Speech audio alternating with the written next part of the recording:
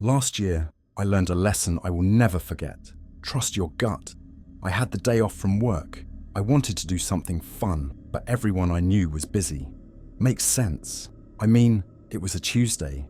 I decided I'd just go to the amusement park by myself. I've done it before and had a great time. I'm a bit of a thrill seeker. Well, not too much anymore. Going 5 miles over the speed limit is about all the excitement I want out of life anymore. I got to the park at around 2 p.m. It was slow, even for a Tuesday. It gave me a sense of excitement because I knew I'd be able to ride a lot of rides without having to be there all day. At the same time, it gave me a weird, uncanny feeling. All this space and not enough people to fill it up. I ignored the feeling and moved on. I don't know about you, but whenever I go to an amusement park, I like to work my way up to the really crazy rides. I'll start small and finish off the day with my favourite. My favourite just happened to be called the Grim Reaper. It feels a little too on the nose, doesn't it? It was 7:30 p.m. and the park closed at 8 p.m. and I knew it was time to get in line for my final ride. I also made a new friend while there. We met standing in line at one of my first rides of the day. We decided after chatting the whole time in line that we'd hang out for the rest of the day. His name was Charlie. We agreed on every ride that day, except for the last. He wanted to end the night on the Mindbinder, but after some convincing, aka the Mindbinder's line was way shorter while passing by. We decided to do the Grim Reaper last.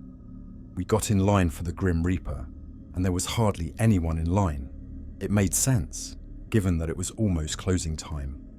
"Do you think they will let us ride multiple times if the line stays down?" Charlie said with his hands clasped excitedly in front of him. I just smiled at him and chuckled. Normally, I would have been excited too, but something in my gut felt so off. For some reason, I didn't want to go on one of my favourite rides. Maybe it was the 5 corn dogs I ate a couple hours earlier, I figured. I'm a very rational person. I wasn't the kind of person to let anxiety or worry rule over me. I always thought life was just what you made of it. When we got in line, there were about 60 people, give or take. The people in front of us did their ride, and 30 of us were left in line. People started looking at the time and saying they were tired and just getting out of line. By the time it was our turn, only 19 people were in line. I knew the ride well enough to remember that it held 20 people, so if no one else got in line, they really might let us go multiple times. I really didn't want that though. Honestly, I felt even more compelled to get out of line after all those others did too, and I didn't want to seem lame to my new friend if I wanted to get off the coaster after one ride. The time came for us to get on the ride. My heart was pounding faster than it ever had. I wondered if I was all worked up because I watched Final Destination 3 with a friend a couple weeks back, but I wasn't having visions of the terrible fate we would all face. I was just feeling off. I did everything in my power to get it to all make sense and to not worry, but nothing worked. I seriously considered just telling Charlie I didn't feel great after the last ride, but I finally found someone with my taste in roller coasters. I didn't want to let him down. We were towards the back of the line, so we didn't have much say in where we sat. We ended up in the third car from the front. I was just happy we weren't in the front car. As you get on the Grim Reaper, it plays a cheesy little jingle. Nowhere to run, nowhere to hide. The Grim Reaper will find you dead or alive. With music in the background that always sounded so dumb in the past. I couldn't believe it was getting to me. Charlie even hummed along to it while grabbing my arm with happiness. We got in our seats and an employee came by and pulled down the metal bar restraint to secure us in our seats. It was the kind that strapped you individually over your shoulder. I'm on the chubbier side, but I can always fit into coaster seats. I've never been told I couldn't go on a ride. I'm just sometimes a little snug. It's actually kind of nice because I feel very secure. As we got strapped in, I felt the plastic-coated metal hit my shoulders and chest. It should have given me a sense of comfort and safety, but I just felt trapped. The employee walked back to the station that has the infamous big button that starts the ride. He flashed all a thumbs up and yelled, "Ready for the Reaper!" Everyone raised their hands and let out an excited scream. Except for me, I let out a large sigh. counting down the seconds, trying to imagine Charlie and I once we were off the ride and how happy we would be. The employee hit the button and we were off. The coaster shot out of the loading station like we were a bullet being shot out of a gun. After that, it started on a relatively slow ascent up a point to a drop-off of 60 degrees, a couple of twists and turns, a big loop, and some more twists and turns. About halfway through the ride, I was enjoying myself. I was thinking about how the hard part was done, and I was safe. Just a little anxiety was all. We were rounding out our last bend when a sense of relief came over me. I could see the end of the ride. I was almost done. But the ride didn't start to slow down. Normally, the coaster starts to slowly come to a full stop several hundred feet from the end, but it was still going. As we passed by the loading area, I saw the operators look confused as we raced by. I noticed no one else was waiting in line. Someone screamed, "One more time!" and everyone on board gave an excited response. Everyone, except for me. Charlie looked over at me and grabbed my wrist. "Yes! I knew they would let us keep going. This is awesome!" He let out an excited yelp as we reached the climb to the drop. He was beaming with joy the whole rest of the lap. We passed by the loading area once again, but this time the coaster operator had a couple other people standing with him. The operator who strapped us looked red and worried. As we were whipped by the employees for our third ride of the day, the other riders were divided. Some were still excited, screaming, "Let's go, one more time," or "Best day ever, yeah." Some people started to sound scared. Not everyone noticed the employees looking frazzled. I can promise you one thing, I noticed. We started going up the incline again. This was the slowest part of the ride, at around 10 miles per hour, and slowing down a little as it reached its peak. This gave us opportunities to take a breath or try to talk, although it was only for a total of about 20 seconds. Are we stuck?" I said nervously to Charlie. "I'm sure we are fine. There is just a malfunction with the electrical system not activating the brakes or something. There is always a manual shut-off." He was cut off, and we went down the steep hill. We passed by yet again, this time with more people looking worried and someone standing close to where the coaster would go by. He tried to yell at us as we went by, but we couldn't really understand him. Maybe something about them working on getting us off. This time, as we zoomed by, everyone was scared and starting to panic. I guess it didn't sink in for some people what was happening until right now. We went around a 5th time, and everything remained the same. On the 6th time, we were at the peak and saw a fire truck coming into the parking lot. From the top of the incline, we had a perfect view of the parking lot, along with the side of a highway a little further out. It took 2 more loops around the track by the time the fire department got to us. Not just them, but police officers and ambulances. It started to scare me. Why did they get ambulances? Is it just protocol, or is there more to this?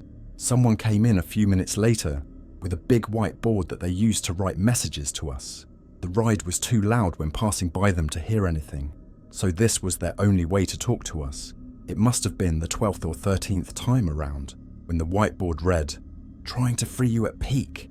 I knew they couldn't write a novel for us because you can only read so much while going by so fast. But come on, people, what is that supposed to mean? I think they just wanted to tell us they were working on a way to get us down. But that didn't matter. We had been on this ride for nearly 30 minutes and we felt sick and our bodies hurt like crazy. A couple loops after that, we saw a fire truck trying to get underneath where the top of the ascend was. Luckily, there was a large space where the truck could pull right beside it. Unfortunately, at its peak, it's about 200 feet in the air. It also didn't have any emergency exits at the top, like most coasters do. You'd think that would be a requirement, but what do I know?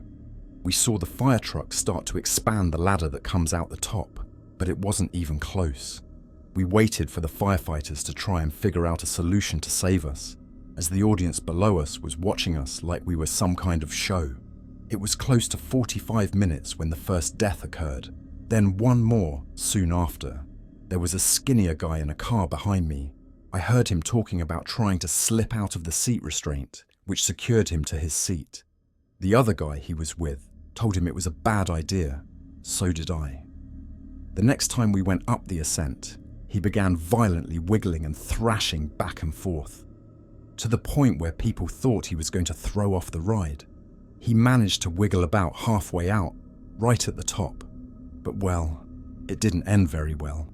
His leg got caught on a part of the track and yanked the rest of his body out of the bar restraint. It sent his body crashing down towards the earth. However, I think he was dead soon after he was ripped out of his seat. I didn't see too much of it, but the guy who was beside him let out an insane screech. Hearing that kind of agony, as you are feeling the harsh effects of gravity hitting on your chest while going down a steep hill, was truly mortifying. The screech out of nowhere stopped, and more people screamed. The man beside him had a heart attack. I could hear the symphony of moans and crying coming from the crowd watching us. I couldn't hear them before because of how loud the ride was, but they were terrified of what they saw. Police tried to escort them out of the park, but it didn't stop people from parking on the side of the road to watch and record on their phones. It made me feel disgusted. At around an hour on the ride, everyone stopped screaming or trying to talk to each other. It seemed like everyone accepted their fate. My nails were deeply embedded into Charlie's wrist. I couldn't scream anymore due to my throat feeling raw from the yelling. Even if I wanted to, I probably couldn't due to my voice giving out. I saw that I drew a little blood on Charlie, but he was too out of it to notice. He, along with a few other people, were incredibly sick. He threw up probably 5 times by this point and looked cross-eyed. Around that time, the electricity in the whole park shut down. All the lights, everything. I think they were hoping a hard reboot of the whole park would stop the ride. The coaster didn't just rely on gravity, but also on a lot of help from motors and other electronic elements. It all turned off when we were on the straightaway. Of course, it still didn't stop. I could hear someone yelling with frustration, not understanding how it could still be moving if it didn't have an electrical source. After 2 hours, they let some family members come into the loading area, which was a terrible idea. We were doing our best to keep cool and stay calm. Our families washing us, zooming by them every 2 minutes, and absolutely screaming at us made it so much worse. My mum was my first family member to show up. Don't get me wrong, I love my mum, but she is very stubborn and wanted something done, even though they had already tried everything. Of course, it was just because she wanted me safe, but it was stressing me out. The firefighters put down a safety net underneath the ascent. It was still quite a jump if we could even get out successfully to land on it, and we might be okay, but we were all a little scarred from what happened before. It seemed like they put it out just in case someone tried to get out again. It didn't seem like it was the plan to have us all just jump out of that moving death machine. They weren't desperate enough at that point. We saw a large group of people passionately arguing and yelling at each other. From what I could tell, it was made up of family members, firefighters, and some employees of the park. I'm sure with lots of varying opinions. The ride was on hour 3. When the coaster entered the loading area once again, I saw a woman run over to the control panel. A couple people ran over to her and told her to stop and not press the button. She was screaming her head off and wailing. It had been hard to understand people in the past while going by them, but this was as clear as day. As we passed by, I could tell she was starting to break free from the grip of people holding her back. I wasn't too worried. Whatever button she was wanting to press, I'm sure it wouldn't work since none of the other ones worked so far.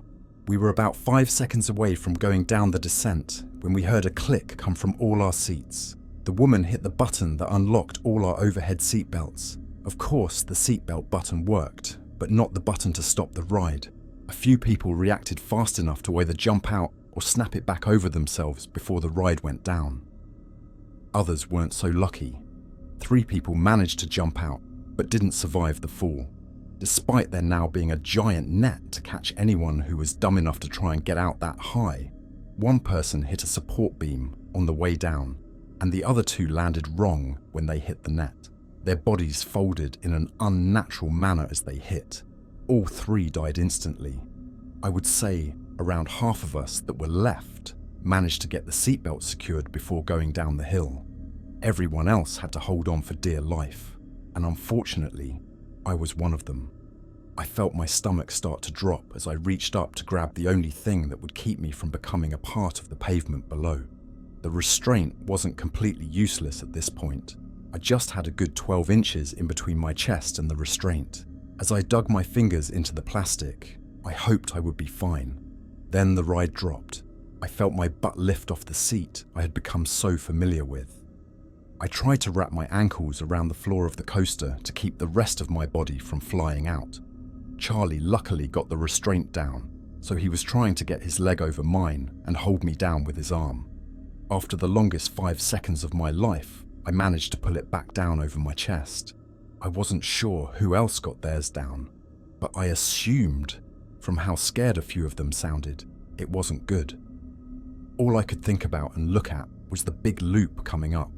As we got closer, I could hear swearing from multiple passengers, including someone in front of me. She was violently pulling at the restraint, but it just wasn't budging. I was hoping and praying that the centripetal force would keep her in her seat.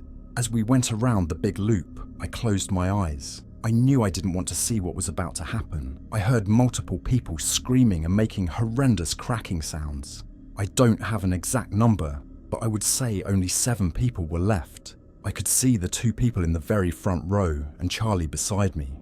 I recall only hearing 3 other voices behind me at this point. At hour 5, 3 more people died while on the ride, 2 of them from a heart attack or something. The 3rd person, well, he watched the person beside him suddenly die while going around one of the bends. He yelled out in anger, and well, I'd actually rather not go into detail, but he died soon after.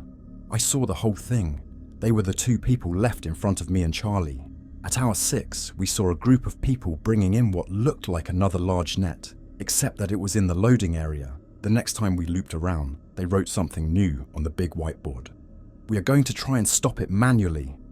I had no clue what this meant, but by the look of the net, I was terrified.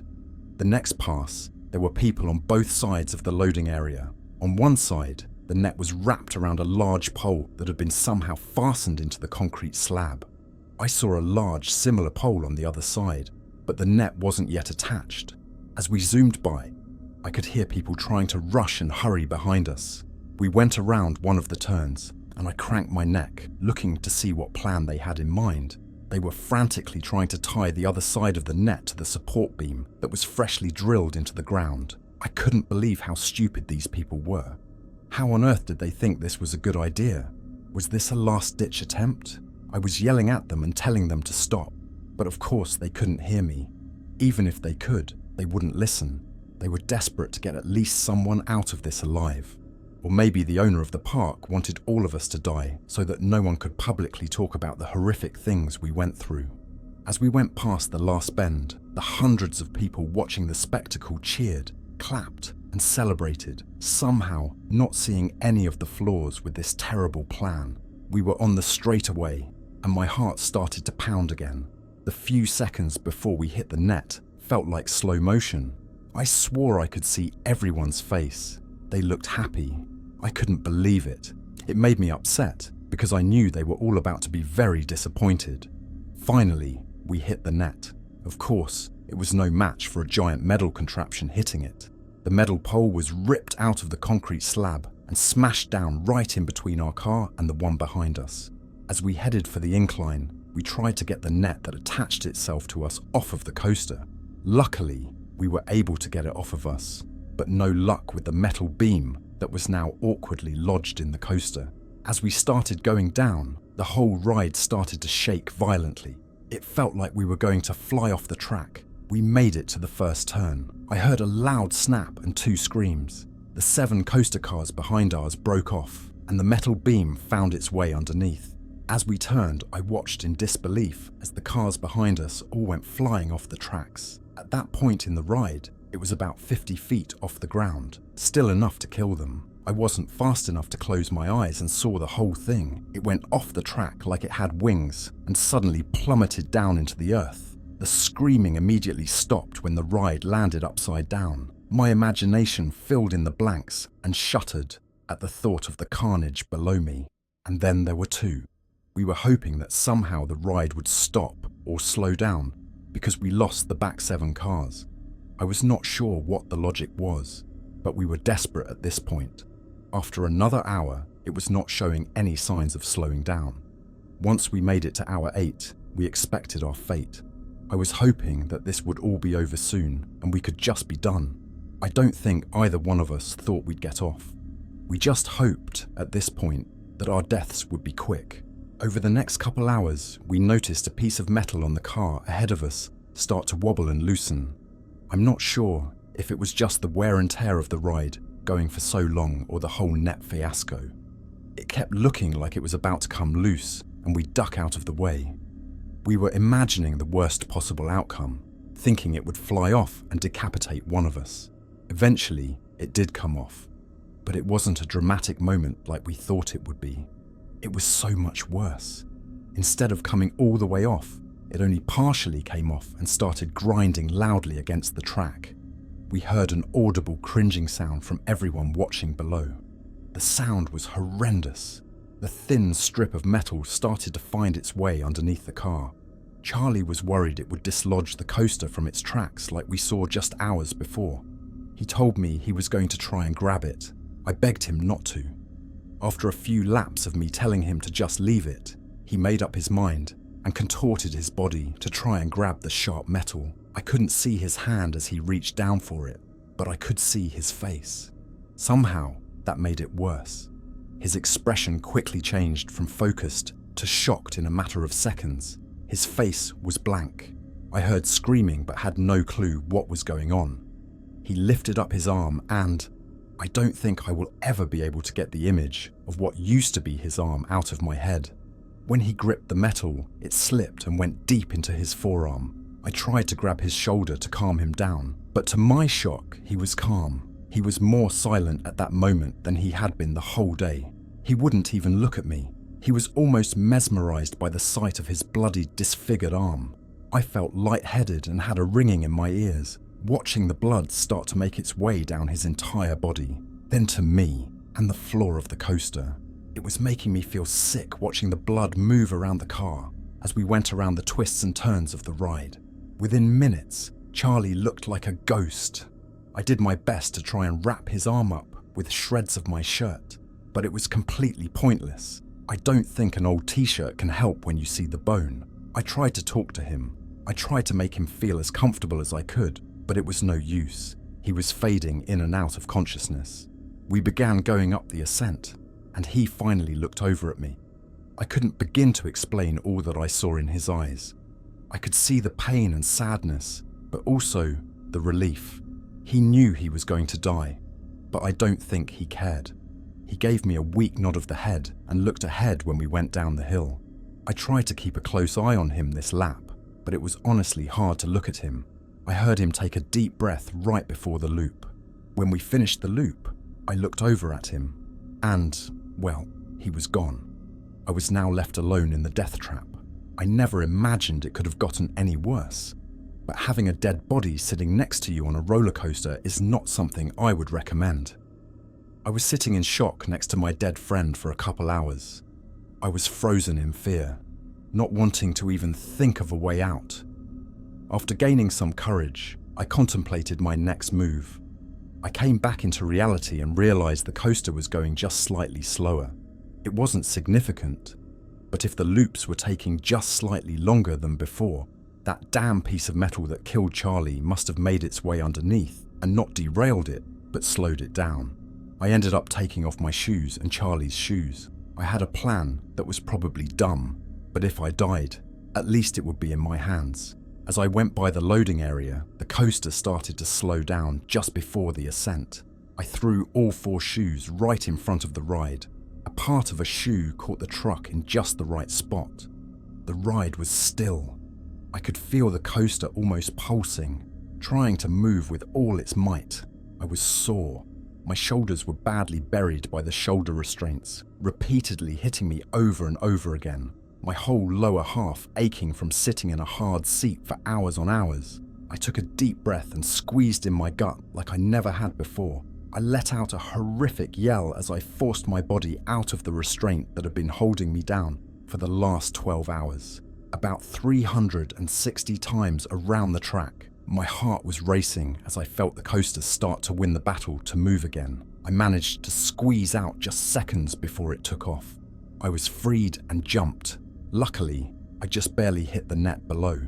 I also managed to hit the net, so I didn't hurt myself too badly. Nothing is worse than what that ride already did to me. I laid on the net, looking up into the sky. In disbelief, I was still.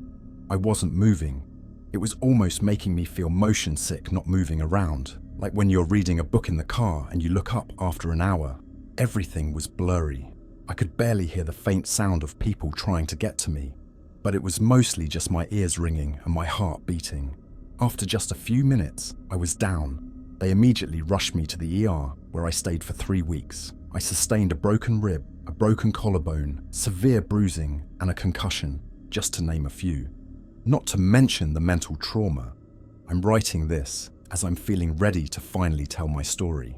This is the first time I'm digging back into my memories and recollecting the whole experience. I've started to work through all this with a therapist, and it's made me realize I need to get it all out of my system. Although talking with a professional has helped, there are still some sounds and images that I can just never completely get out of my head. If you take one thing from my story, it's that you should trust yourself, even if you don't believe in a higher power or gut instincts. If you have a feeling, trust it, please. And that's the end of this story. If you enjoyed it, please consider subscribing. Until next time, take care and thank you for watching.